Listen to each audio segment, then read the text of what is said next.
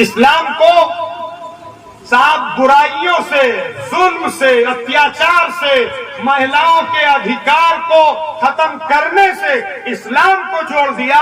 حالانکہ اسلام وہ ہے جو یہ کہتا ہے کہ اگر کوئی انسان کسی جانور کو، کسی پشو اور پکشی کو جو ہے ستاتا اور پریشان کرتا ہے تو خدا کے یہاں اس کو اس کا جواب دینا پڑے۔ ہمارے آقا نے سنایا، کیا سنایا؟ فرمایا ایک عورت تھی، اس نے ایک بلی پالی تھی اور وہ اس کو باندھ کے رکھا تھا، اس کو پراپر کھانا پانی نہیں دیتی تھی، وہ بلی مر گئی۔ وہ عورت نمازی تھی، وہ عورت دیندار تھی، لیکن آقا نے فرمایا اس جانور کے ساتھ اتیاچار کرنے کی وجہ سے خدا نے اس کے لیے دوزخ کا فیصلہ کیا۔